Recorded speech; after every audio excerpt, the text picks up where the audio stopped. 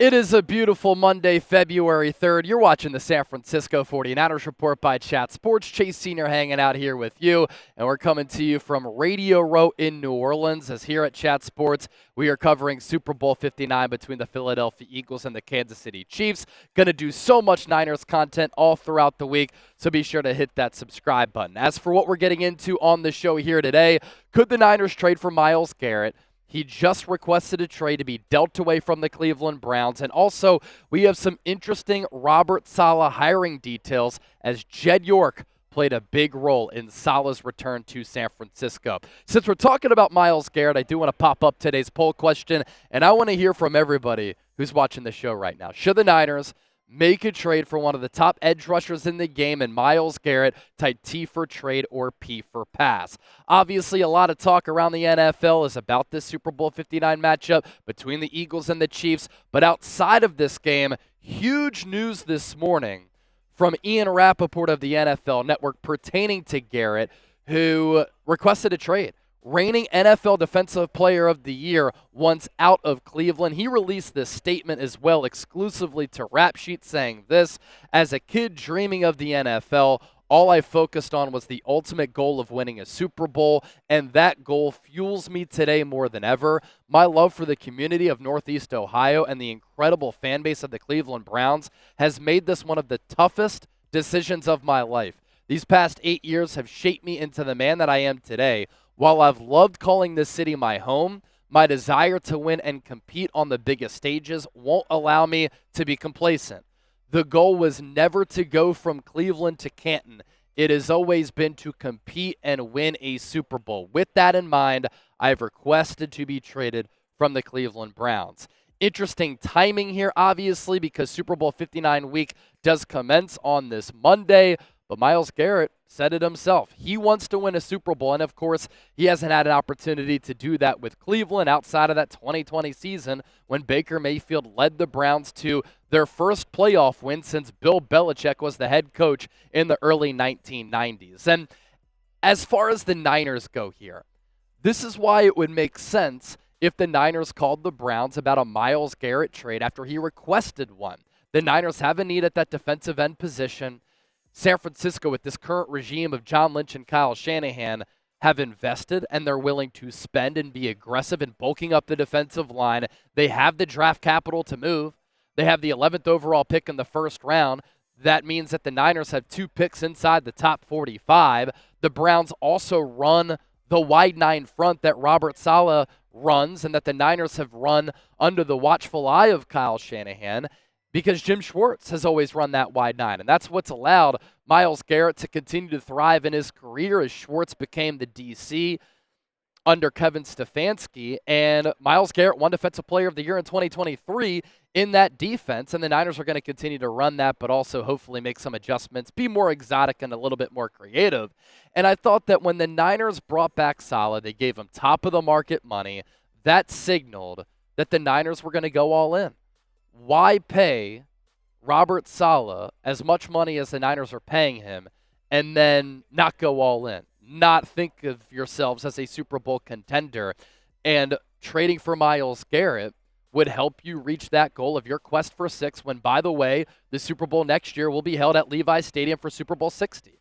And you can't help but think about a Nick Bosa, Myles Garrett defensive end combination. That's scary hours for opposing quarterbacks across the entire NFL. And coming off that 6-11 season, it was a huge disappointment for the Niners. Injuries, contract drama, coaching staff wasn't good. The players on this team who are paid top dollar, some of them didn't rise up to the occasion and play up to that level.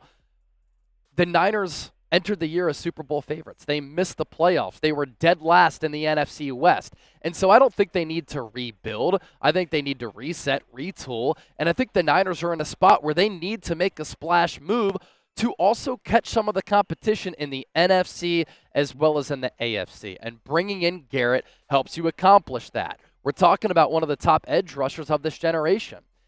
Defensive Player of the Year in 2023, as I noted, a 4-time first-team All-Pro, straight through from 2020 through 2024, a 2-time second-team All-Pro in 2018 and 2022, and a 6-time Pro Bowler, 2018, 2020 through 2024.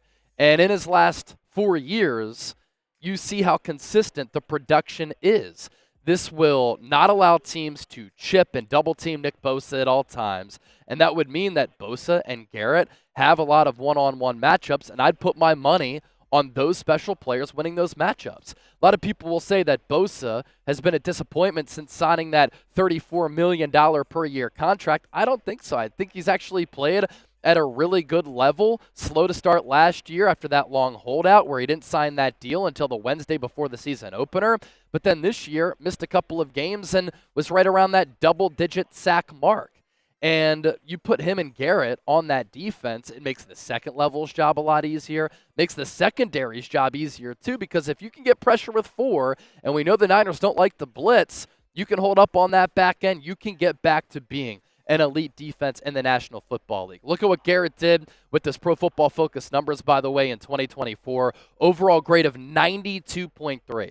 That was second among all edge rushers in the game. A pass rush grade of 92.8. That too second. Hurries, 56. That was second. He had 83 pressures, first among all pass rushers. And he had 14 sacks as well. That was second behind T.J. Watt of the Pittsburgh Steelers. Of course, a lot of you are watching the show right now, and you're wondering, Chase, what are the financial implications? How would this impact the cap? I know the Niners have $45 million in cap room, but what would it mean to bring in Myles Garrett? Well, great update from Spotrac here. The new team acquires Myles Garrett. 2025, $19.8 million, non-guaranteed money. $25 million in 2026, non-guaranteed. And then the Browns would have a dead cap charge of $36 million and change. Now, General Manager Andrew Berry did say, we do not want to trade Myles Garrett. Of course, you never want to trade away a player who's of this ilk, who's of this pedigree, who's this special. But also, the 29-year-old will be seeking a deal currently projecting toward 4 years, $137 million. So if you're the Browns and you're rebuilding a little bit, does it make sense to retain a 29-year-old pass rusher when you could trade him and get a bunch of assets back? Before we continue to move forward on today's show, this is why you subscribe to the channel. When there's a big Niners story out there, when there's a big NFL story out there that could impact San Francisco, I have you covered right here on the program. We're north of 156,000 subscribers, so be sure to lock us in and hit that sub button right now. Still to come here on the show, we talked about Myles Garrett. How about some hiring details of Robert Saleh? How did it come to a spot where he is returning to the Niners? We'll get to that just around the corner, but first, let's give a shout out to our friends at GameTime for making today's show possible. If you want to go to the big game in New Orleans between the Eagles and the Chiefs, download the GameTime app, create an account, use the code CHATSPORTS, CHATSPORTS, for $20 off. Terms apply, first purchase only. But look, I talk sports for a living. Sometimes I need to unplug, decompress a little bit. I love going to a comedy show, getting some laughs in. I love going to a concert to listen to some music. GameTime is not just an app for sporting events. You can go to all of those events and more. You can also see the view from your seat before you buy, so you know exactly what to expect when you arrive. We're talking last-minute tickets and flash deals, views from your seats, lowest price guaranteed. Take the guesswork out of buying tickets with GameTime. Download that app. Use that code. You can save money, get the best price point, but also the best vantage point. GameTime also has a brand new feature called GameTime Picks. Curation makes it easier to find the best seats for the events that you want to go to. Instead of having to go through thousands of tickets, GameTime will just give you the best options. Plenty of tickets available for Eagles-Chiefs Super Bowl 59 at the Superdome down here in New Orleans. You get that bird's eye view of the stadium. You also get that vantage point from what you'll see and what you can expect from those seats. We're going to put this link down below in the show notes and attach it to the pinned comment of today's San Francisco 49ers report. What time is it? Game time. All right, we move forward on today's show. I thought this was pretty interesting. According to Tim Kawakami, longtime Bay Area sports reporter, Jed York, the owner for the Niners, played a role in the hiring of new defensive coordinator Robert Saleh, who takes over for Nick Sorensen. Here's what Kawakami had to report in the San Francisco Standard. More so than with any other assistant coach decision of this era, Jed York was personally involved in this move, agreeing to the top of the market salary for Saleh, and at some point trying to solidify staffing into the future. Basically, I think the Niners leaders from York to Kyle Shanahan to John Lynch are trying to set this up for Saleh to stay with the Niners for more than 1 year. At the very least, they'll make it easy for Saleh to be very picky about the place and timing of his next job. This is what good owners do. Good owners sometimes have a say without being a meddling owner, like Jerry Jones being impulsive and making stupid decisions. Jed York realized that bringing back Robert Saleh would improve this defense. They have an opportunity to get back into playoff contention, back to Super Bowl contention, and Saleh can help them get there. But all good businesses have a plan for the future, and that's what the Niners have here. They're going to have Saleh for 2025. Hopefully they have Saleh for 2026. But if he does leave and he lands another head coaching job after another good body of work with the Niners, you have to have a good contingency plan in place. Saleh didn't get that head coaching job now. He's getting coined to be a defensive coordinator for this team. He can coach a defense that's headlined by Nick Bosa, Fred Warner, Deommodore Lenoir, a couple of good young players, and Renardo Green and Malik Mustafa. That right there, when you're getting a bag, is not a bad gig. And you can tell how pumped up and elated players are that Saleh is coming back. There are 2 players still on this roster from when Saleh was still here. That's Fred Warner, who's made 3 straight first-team All-Pro selections, and Nick Bosa, who's one of the top pass rushers in the game, as we mentioned a little bit earlier. Here's what Warner said about Saleh, who played a role in Warner getting drafted in the 3rd round out of BYU. Saleh had his fingerprints all over this draft decision, from Warner's pre-draft meetings to his pre-draft workouts to the decision of taking him in that 3rd round, and it's ended up being a franchise-altering draft decision by the Niners. Warner on Saleh saying, it means a lot. You know, obviously Coach Saleh has been amazing for us and for myself as a young player. It's going to be interesting being the old guy now, myself being with him again. It's going to be fun. His energy, it's contagious. You see it. Him, D'Amico Ryans, that was a big part of why we were so successful. And that brings me to this point. Remember a couple of weeks ago, we were talking about how one of the things that the Niners were looking for in their defensive coordinator was energy. You notice who Fred Warner did not mention when talking about sideline energy? Nick Sorensen and Steve Wilks. I think that's part of the reason why Shanahan brought Wilks down from the booth to the sideline.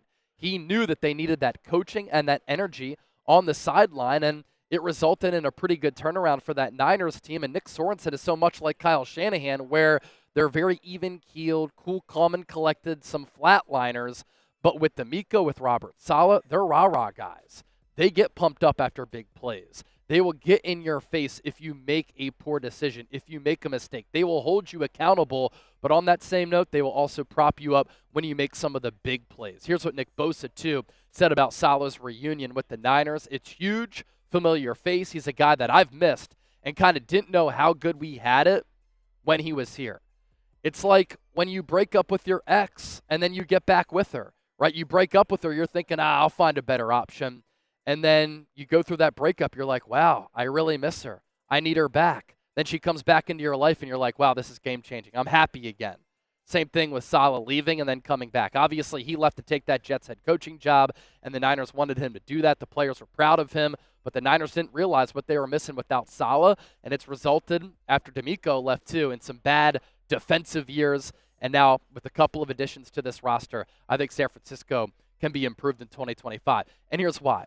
I think the San Francisco 49ers can be much improved this upcoming season. Brock Purdy, Kyle Shanahan, and the offense are going to have a bounce-back year, in my opinion. They were still top 10 in yards picked up, but they have to be better on money downs. They have to be better in the red zone. I think the health of that unit is going to help them drastically. And so because of the health, with Shanahan and Purdy being better, with you getting firepower back, that results in the offense being better. I think that Robert Saleh will maximize and improve this defense. They have some players. They need to add players. There's no doubt about that. But good coaches put their players in a position to succeed. They maximize them. They develop players. I think Saleh's going to be able to do that. And then he brings Brant Boyer with them from the New York Jets, who survived 3 regime changes with that dysfunctional organization because he's a really good coach. And so offense, defense, special teams are going to be better. And there's also this. The Niners, because they were 6-11, they finished 4th in the NFC West, are going to have a 4th-place schedule. So the slate will be easier and more forgiving, and I think that's going to result in more wins. I think this Niners front office is going to be aggressive in free agency. If they have a draft like they did in 2024 when they knocked it out of the park, in my opinion, you add some more talent to the cupboard, there you go. And hopefully San Francisco, too, doesn't have that massive rest disadvantage that they had in 2024 when they were totally screwed when the NFL schedule came out. So the Niners, as we round this out, I think they have the talent and the coaching. I think that health is going to be on their side. They're going to have an easier schedule. What you have to do, rebuild the trenches. Improve the offensive line, draft in free agency, improve the defensive line, defensive tackle, edge rusher, and then I think San Francisco can be on their way. We round out with this, since we're talking about next year for the Niners, because that's where the focus shifts. How many games will the Niners win next season? Let me know down in the comment section. Don't forget to hit that sub button, and we'll be back later from New Orleans, Radio Row.